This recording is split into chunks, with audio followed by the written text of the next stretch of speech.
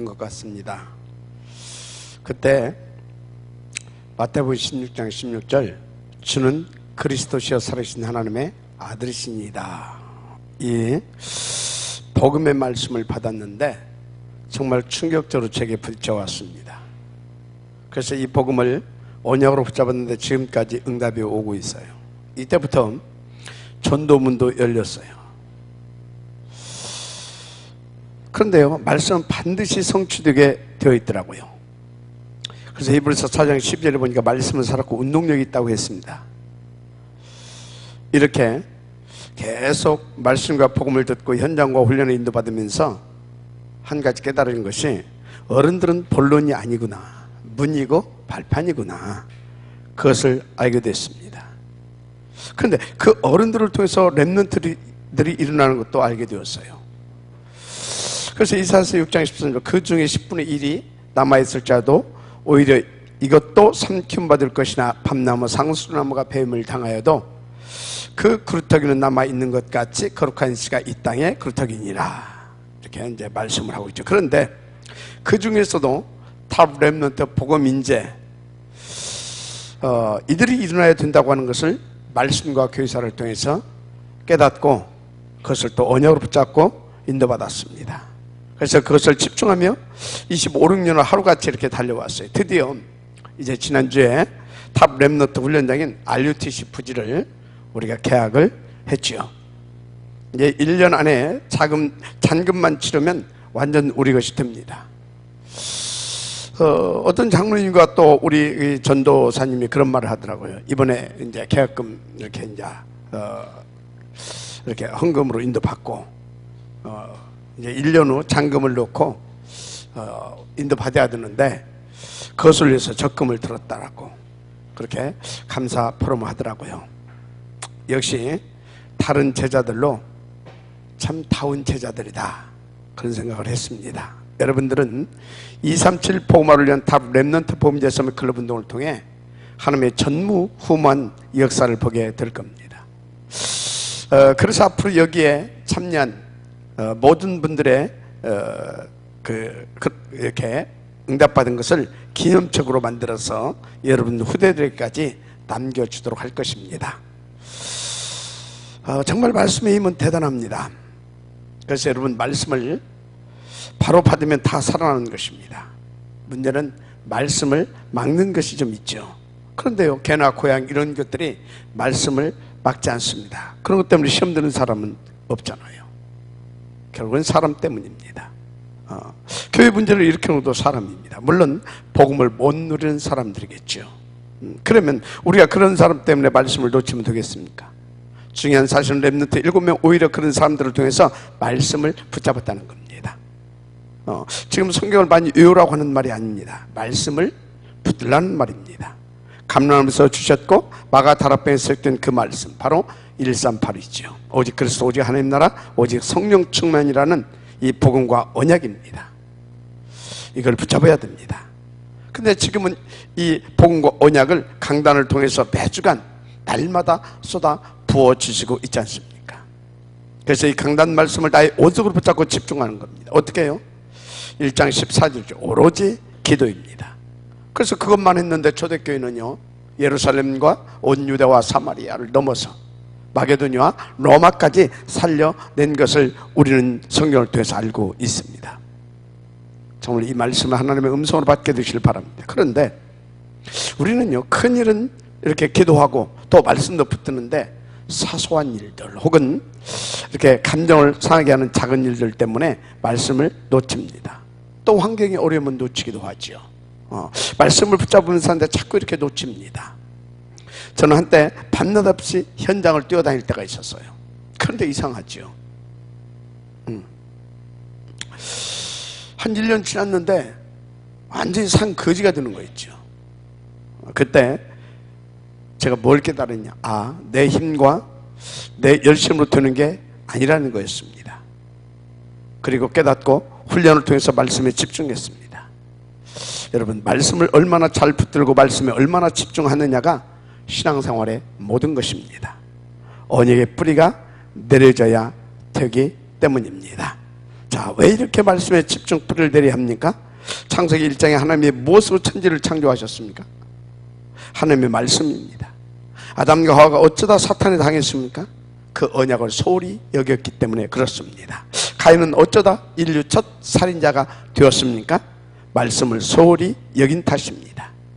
그렇게 구약 39권이 기록되어지기까지 그 역사 속에서도 하나님은 계속 말씀하셨고 그 말씀대로 이루셨고 또 신약을 넘어 지금도 그 말씀대로 되어져가고 있습니다. 그 말씀대로 그리스도도 오셨고 그 말씀대로 다시 또 십자가에서 죽으시고 부활하시기도 하셨고 그 말씀대로 우리의 구원을 또 성취하셨습니다. 지금도 성령으로 말씀하시고 성령으로 내주인도 역사하시는데 그 말씀을 성취시키고 있습니다. 그래서 여러분 초대교회는요 그 말씀 잡고 늘 인도받았고 그 말씀 받는 것에 우선 집중했습니다. 그 말씀 포럼하고 그 말씀 속에서 모든 답을 찾아냈던 겁니다. 그 대표적 증거가 사도행전 2장 42절이죠. 사도의 가르침을 받아. 맞습니까? 그래서 요한은 요한복음 1장 1절 태초에 말씀이 계시니라 이 말씀은 곧 하나님이시니라 라고 했습니다. 자, 다시 묻습니다. 왜 그토록 말씀에 집중풀을 내려야 합니까? 특별히 마태복음 4장 1절 11절에 그 답이 나와 있죠. 거기에 보면 사단 마귀가 감히 예수님도 이렇게 건드렸잖아요. 그때 예수님께서 사단을 무엇으로 이기셨습니까? 말씀으로. 자, 무슨 말이냐? 우리도 말씀을 제대로 붙들어야 이기고 누리게 된다는 말입니다. 그러니까 강단 말씀에 생을 걸라 늘 강조하는 겁니다. 마태복음 4장에 이렇게 말씀으로 사단을 이기고 나니까 천사가 수종들더라 이렇게 기록하고 있습니다. 여러분 예수님은 하늘 군대를 총동원하실 수 있으신 분입니다. 그런데 말씀으로 사단을 이기셨다라고 하는 것을 다시 한번 명심하시기 바랍니다. 따라서 우리는 강단 말씀 언약을 붙들고 24시 그리고 집중으로 기도해야 한다 그 말입니다. 언약의 뿌리 내리기까지. 아멘. 그것이 오늘 죽음 앞에서도 당당했던 스데반이 누린 비밀이었습니다. 본론입니다.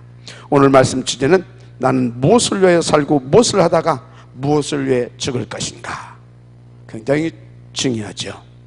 첫째, 아셔야 할 것이 인생은 시한부 인생입니다. 그래서 하나님의 법에 모든 사람은 반드시 죽게 돼 있습니다. 히브리서 9장 27절 한 번 죽는 것은 사람에게 정하신 것이요라고 했습니다. 저는 확실하게 그것을 체험한 사람입니다. 누구나 시한부 인생이란 걸 그래서 저는 확신합니다.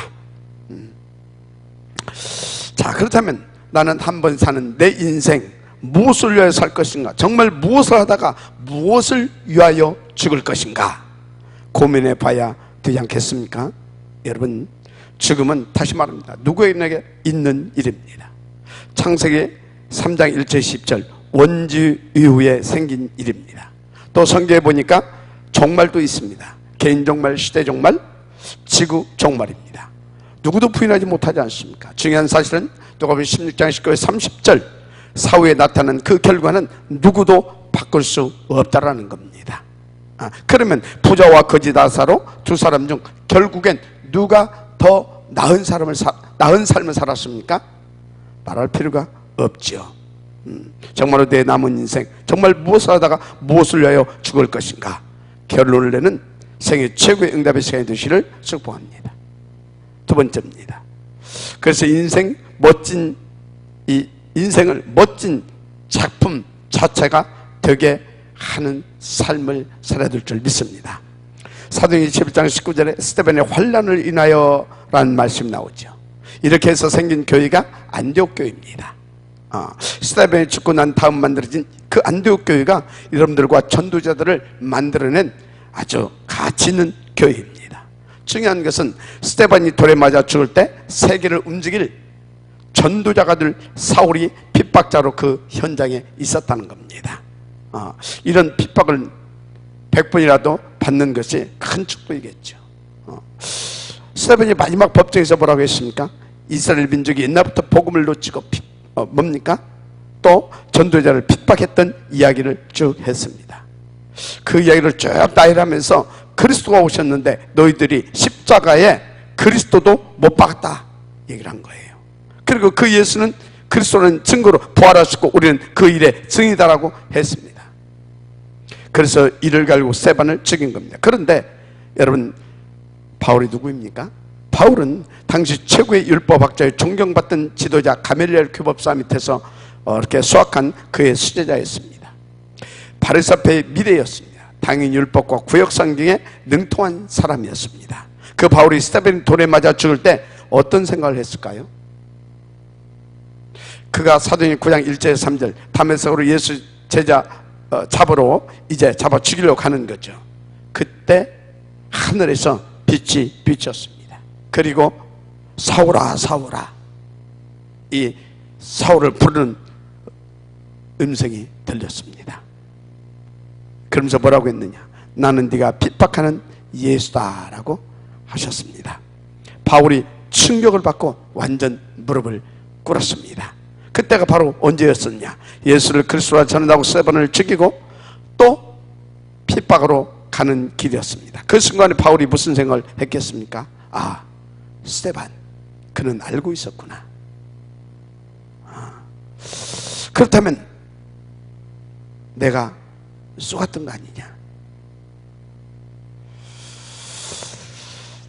그런데요, 거기다 스데반까지 죽이는데 앞장섰던 그 일을 생각했을 것입니다.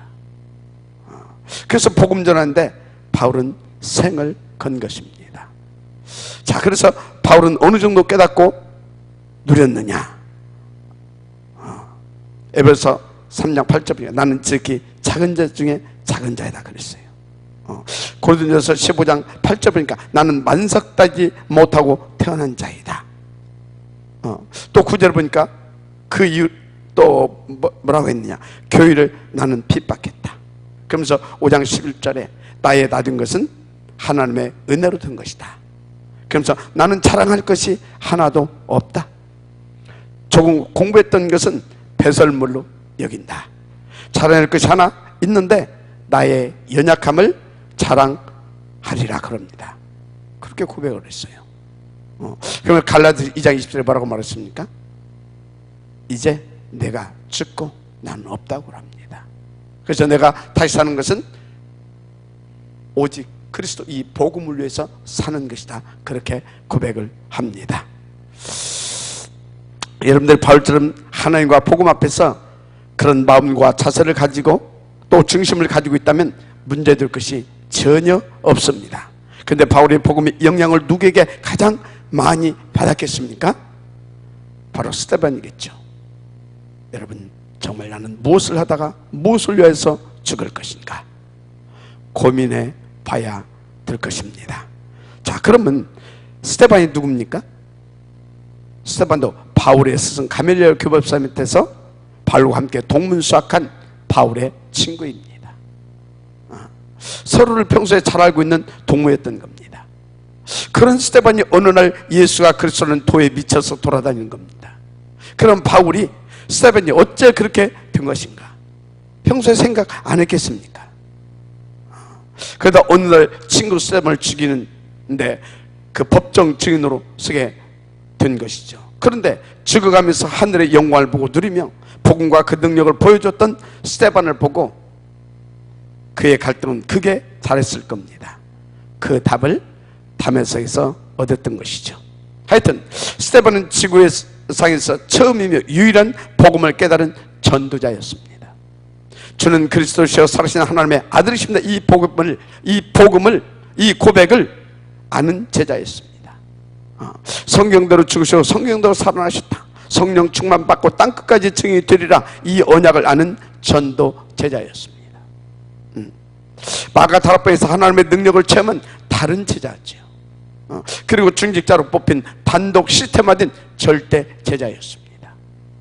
이것이 복음 가진 여기 우리 중직자들과 여러분이 받을 특별한 것을 아시기 바랍니다. 복음을 위해 실제 목숨까지 내놓았을 만큼 복음의 절대 가치를 누린 제자였다니까요. 그런데 스데반은 어찌 보면 짧게 살다 죽은 것 같지만 그렇게 보이죠. 그런데 결코 그렇지가 않습니다. 스데반은 수천 년짜리 응답을 받은 사람이다. 저는 그렇게 봅니다. 왜요? 스데반이 죽고 난 다음에 그 사건으로 시대진 절대 제자 바울이 일어나는 것 아닙니까? 정말 나는 무엇을 위해 살다가 무엇을 위해 죽을 것인가 고민해 봐야 될 것입니다. 저는 거기에 이미 결론을 내렸습니다. 237 다민족 복음을 위해 탑 렘넌트 복음제 서밋 클럽 운동에 생을 거는 것이다. 이게 저의 결론이고 존재 이유입니다. 그래서 제가 이번에 또 결단하고 기도 제목 잡은 것이 하나 있어요. 우리 이제 RUT 부지 이제 잔금도 치러야 되고 또 그 위에 건축도 해야 될 것입니다. 거기에 가장 많은 헌금을 할 것이다. 그렇게 기도 제목을 잡았습니다. 하여튼 집중 기도하면서 작은 것부터 실현시켜 나갈 것입니다. 한 예로 저는 이제 소득이 생기면 무조건 그 작정 헌금부터 떼어서 모아 갈 것입니다. 믿음이 예산이고 결산이 축복이라고 했잖아요.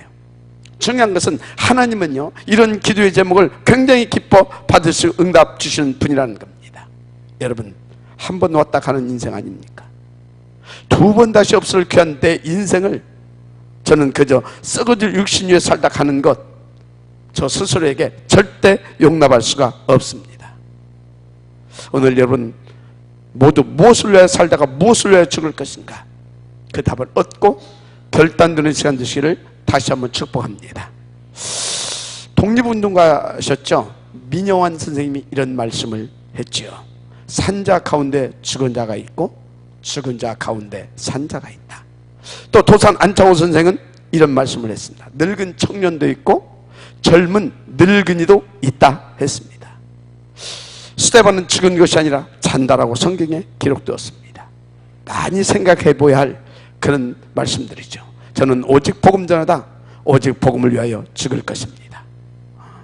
그렇게 멋지게 죽이려면 여러분 멋있게 살아야 하겠죠. 그럼 가장 멋있게 사는 것이 어떻게 사는 삶이겠습니까?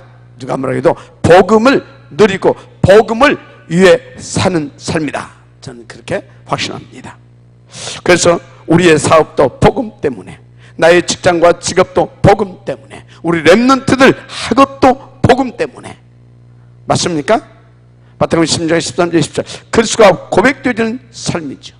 마태복음 28장 1절 20절 오직 237 복음의 생을 건 전도 제자의 삶입니다. 사도행 1장 1절에서 8절 하나님의 오직을 위한 오직의 증인된 절대 제자의 삶이죠. 이런 게 정말로 멋진 삶인 겁니다.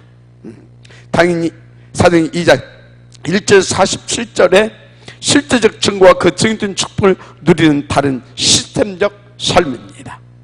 사도행 6장 1절 7절과 같이 주의 종과 교회와 현장을 살리는 절대 중직자의 삶이죠. 특히 로마서 16장의 이 다른 특별 제자의 삶인 것입니다. 이게 정말로 멋진 삶입니다. 그늘 있기를 바랍니다. 스데반은 바로 그렇게 산 사람이죠. 그래서 스데반은 가장 중요한 시간표 속에서 복음을 위한 모델 교회의 대표적 중직자로 응답을 받았습니다. 이것이 얼마나 큰 축복이냐. 여러분 바리새인들의 인생과 그 끝을 보십시오. 비참하잖아요. 그 후대들까지도 완전 망했지 않습니까? 그런데 여러분은 초대교회적 유일한 복음을 가진 성도요 직분자입니다. 가장 가치 있는 축복받은 성도요 직분자들이다 그 말입니다. 그렇다면 정말 나는 이제 내 남은 인생을 무엇을 위해 살다가 무엇을 위해 죽을 것인가 정말로 고민해 봐야 합니다. 복음운동과 여러분의 후대를 놓고 정말 여러분 고민해 보시기 바랍니다. 하여튼 여러분은 이 축복을 반드시 누려야 합니다. 어렵지 않습니다. 믿고 붙어만 있어도 됩니다. 조금 힘과 여유가 있는 분들은요 매주간 인도받고 있는 날마다의 집중 시스템 속에 인도받으시면 완전 끝납니다. 스데반은 마가 다락방에서 결론을 내고 결단하고 그 시작을 했다라고 하는 것을 아시기 바랍니다. 하여튼 한 번 살다가 가는 인생 나는 무엇을 위해 살 것인가, 무엇을 하다가 무엇을 위하여 죽을 것인가 지금 질문해 보시기 바랍니다. 스데반은 성령 충만해서 가장 중요한 하나님이 준비된 자 바울에게 복음을 전하고 생을 바쳤다는 겁니다. 스데반은 죽음 앞에서 또 보좌 우편에 서신 그리스도를 보고 누렸지요. 하늘 문 열리며 보좌 우편에 서신 그리스도의 영정을 받으며 생을 이렇게 마감할 수 있었습니다. 여러분, 성경 66권에요 딱 한 번 그리스도께서 일어서셨다라는 기록이 되어 있어요. 굉장한 하나님의 복을 누렸다 이 말인 것입니다. 여러분, 예수님은 지금도 여러분을 보좌에서 응원하고 계십니다. 여러분이 전도자이기 때문에 그렇습니다. 그렇게 스데반은 멋있게 생을 마친 겁니다. 사도행전 12장 19, 그의 지금은 교회를 살리는 일이 되었습니다. 무엇보다 바울 같은 시대적 전도자를 일으키는 최고의 역할을 했습니다. 그래서 바울이 평생 복음을 전할 때 그에게 영향을 끼친 사람이 스데반이었을 것이다. 저는 그렇게 확신합니다. 그래서 성경은 스데반은 죽었다 하지 아니하고 잔이라 라고 기록하고 있습니다. 여러분도 이렇게 멋있게 현장에서 복음 전하다가 죽으시기 바랍니다. 아멘. 자, 마지막 세 번째입니다. 무엇을 하다, 무엇을 위하여 살다가 무엇을 위하여 죽을 것이냐. 간단합니다. 어느 것이 참된 이익인가를 알고 그 끝을 보고 갈 수 있으면 됩니다. 7 렘넌트들처럼. 맞습니까? 그래서 창세기 30절 1절에서 11절 눈앞에 보이는 옷, 먹는 것, 인기도 중요하죠. 그러나 요셉은 복음과 세계 복음화를 선택했습니다. 누가 더 나은가? 우선은 형들이 나은 것처럼 보일 수도 있습니다. 그러나 그렇지 않습니다. 정말 여러분 아무 말 하지 말고 정말 토달지 말고 오직 복음운동을 하기 바랍니다. 나중에 차이는 하늘과 땅 차이입니다. 더 큰 문제는 그 후대가 그 영향을 그대로 받는다는 사실입니다. 그렇다면 여러분 왕궁이 좋겠습니까? 복음과 이 전도를 선택하는 것이 좋겠습니까?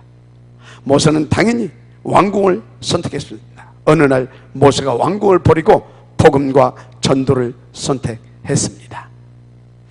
어느 것이 나은지는 말할 필요가 없지 않습니까? 사무엘서 3장 1절에서 18절에 두 종류의 렘넌트들이 나오지요. 엘리의 아들들은 세상적으로 재미있게 살았습니다. 그러나 사무엘은 언약궤 옆에 누워 있었다고 했습니다. 또 사울은 권력을 마음껏 휘둘렀지만 다윗은 피해 다녔으나 여러분 누가 더 인생 승리했습니까? 여러분 이렇게 복음을 선택하고 복음을 누린 렘넌트들은 다른 삶을 누렸다는 겁니다. 이단 누명을 쓴 엘리야와 엘리사 스토리 나오지요. 왕상 19절에서 19장 1절에서 20절입니다. 우리는 근본적으로 어디에 생명을 거리야 하는가? 정말 한 번 살다가 가는데 인생 도대체 무엇을 하다가 무엇을 위해 죽을 것인가? 오늘 깊이 고민해 보시기 바랍니다. 우리는 둘 중에 하나를 선택해야 합니다. 포로로 살 것인가? 렘넌트 운동을 할 것인가? 얼핏 보면 우리의 삶은 정말 별 재미가 없는 것 같죠. 뭐 솔직히 이 시간에도 저 제주도나 또 어딥니까? 두바이 같은데 놀러 가면 얼마나 신나겠습니까? 그런데 이 자리 좀 따분하고 힘들잖아요. 그러나 여러분 잘 아십시오. 이 자리는 그 절대 갇힌 복음이 선포되는 응답의 장소입니다. 237 세계 복음화의 유일한 현장이죠. 진짜 무엇을 하다가 무엇을 위하여 죽을 것인가? 지금 답 내셔야 합니다. 여러분 바리새교는 이 어마어마했고 초대교회는 정말 보잘것없이 초라했습니다. 어느 것이 진짜이고 어느 것이 이익이었습니까? 나중에 역사가 증명했습니다. 우리는 적어도 이 정도는 알고 그 끝을 보고 갈 수 있어야 합니다. 바울은 그것을 알았고 그 끝을 보았기에 오직을 위한 삶을 일평생 누릴 수 있었던 것입니다. 그것이 바울의 빌립보서 3장이죠. 빌립보서 3장 삶 아닙니까? 오직. 아멘입니까? 그래서 사도행전 20장 24절 그의 고백을 한번 들어보십시오. 나의 달려갈 길과 주 예수께 받은 사명 곧 하나님의 은혜의 복음을 증가하는 일을 마치려 하면은 나의 생명을 조금도 귀한 것으로 여기지 아니하니라. 아멘. 그 정도였습니다. 결론입니다.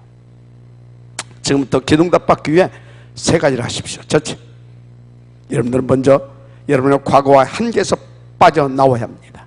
아니, 신자가 되었는데도 여기서 안 빠져나오고, 장로 중직자가 되었는데도 못 빠져나온다. 분명히 사탄이 파놓은 올무 함정에 빠져 있는 겁니다. 여기서 속히 빠져나와야 합니다. 무슨 말이냐? 나의 영적 문제에서 빠져나와야 한다는 말씀입니다. 아니, 일주일이면 충분히 통과할 광야를 몇 년요? 40년 동안이나 빙빙 돌았습니다. 왜입니까? 애굽 근성과 그 사상에서 빠져나와야 하기 때문입니다. 여러분, 병든 생각에서도 빠져나와야 합니다. 착각하고 있는 분도 있죠. 거기서 빠져나와야 합니다. 우리는 낙심할 사람도 또는 대단한 인물도 아닙니다. 여러분이 바르게 생각하지 않으면 낙심하게 되겠죠. 또 착각하면 교만해지기도 합니다. 그런데 둘 다 아니지요. 우리는 하나님의 자녀라는 사실을 믿으시기 바랍니다. 그리스도 안에서 모든 운명이 다 끝나버렸습니다. 완전 정말 바꾸시길 바랍니다. 여러분이 믿음을 가지고 도전하면 그 믿음대로 다 바꿔집니다. 근데 여러분, 말하는 것도 말 그대로 돼요. 잠언서 6장에 이런 말씀이 있어요. 네 말에 네가 얽혔도다. 요즘 한국 교회에요, 대단히 누를 끼치고 또 세상에서까지 대단히 비판받고 있는 목사님 한 분 있지요. 김모 목사라고. 이유가 뭐냐? 이분이 복음 아닌 다른 것에 충만되어 가지고 당시에 속한 통합교단에 한때 무슨 법안을 발의해서 통과시켰느냐? 통합교단은 그 자녀에게 교회를 세습시킬 수 없다. 그 법안을 발의해서 통과시켰습니다. 근데 그 법안은 성경적인 것도 아니고 복음도 절대 아닙니다. 오히려 성경은 세습입니다. 세습이에요. 그게 레위 지파의 제사장 제도 맞습니까? 그겁니다. 그런데 그 비성경적 법안을 그 사람이 통과시킨 겁니다. 그렇게 해놓고 본인이 정작 자기 아들에게 세습시키라고 하니까 그것이 발단이 된 겁니다. 무슨 말이냐? 복음이 아닌 것은 스스로 자기 발을 얽히게 만드는 것이다, 그 말이에요. 우리나라 한때 유명한 가수죠. 최종락 씨라고. 낙엽 따라 가버린 사랑, 그 노래 불렀는데 그 노래대로 가버렸어요. 아무 상관도 없는 것 같지만요, 그렇지 않습니다. 우리가 말하는 것은 영적인 것과 연결돼서 나오는 것이기 때문에 그렇습니다. 그래서 생각 속에서 나오잖아요. 그래서 말을 함부로 하는 사람은요, 조심해야 돼요. 그래서 말을 함부로 하는 사람은 생각을 함부로 하는 사람이고, 말이 많은 사람은 생각이 굉장히 복잡한 사람입니다. 저는 그렇게 봐요. 그런데요, 자꾸 복음을 말하는 사람은 복음의 사람이겠죠. 이런 사람들을 바랍니다. 자, 또 무슨 말을 한 것입니까? 여기서 빠져나오려면 복음의 사람이 돼야 된다, 이 말이에요. 두 번째, 말씀을 제대로 붙잡아야 빠져나올 수 있어요. 하여튼요, 여러분이 저주에서 완전히 빠져나오지 않으면 죽도록 고생해요. 어떻게 빠져나오냐?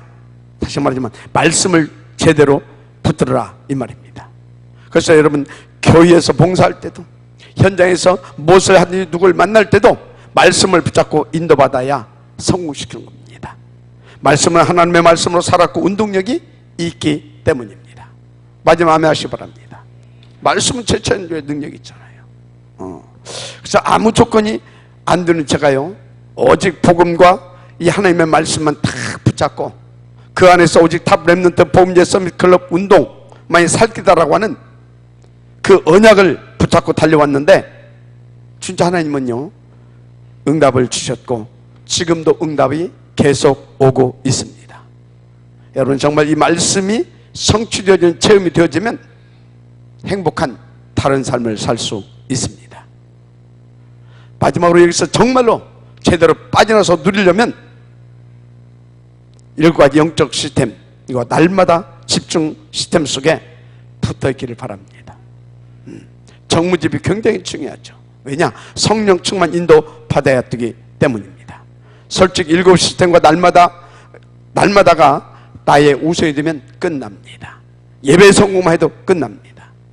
그 속에서 오늘 또 성공시킬 수 있고 나의 24시도 누릴 수 있는 말씀을 받을 수 있기 때문입니다. 그 결과는 내 삶 속의 25시와 영원의 축복으로 나타납니다.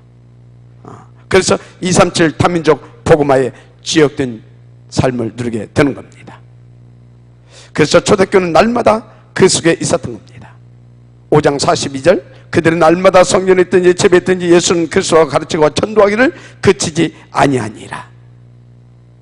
그 끝은 로마까지 살려내는 주역된 삶들을 누렸습니다. 아멘. 오늘 주신 말씀, 난 무엇을 위해 살고 무엇을 하다가 무엇을 위해 죽을 것인가, 정말로 한 주간 고민해 보시고 그 답을 얻고 결단, 그래서 인도받아서 일평생 오직 복음과 전도 누리는 인생 되시기를 우리 구주 그리스도신 예수님의 이름으로 축복합니다. 예수는 모든 문제 끝입니다. 이제 우리는 새로운 시작입니다. 기도하겠습니다. 하나님 감사합니다. 나는 무엇을 위해 살고 무엇을 하다가 죽을 것인가, 오늘 깊이 질문해서 스데반과 같은 멋지고 그리고 영원히 죽지 않고 영원한 전도자의 삶을 살 수 있는 그 축복을 찾아내는 우리가 되게 하시고 그 인생이 되게 하옵소서. 믿사오고 축복하며 그리스도이신 예수님의 이름으로 기도드립니다. 아멘.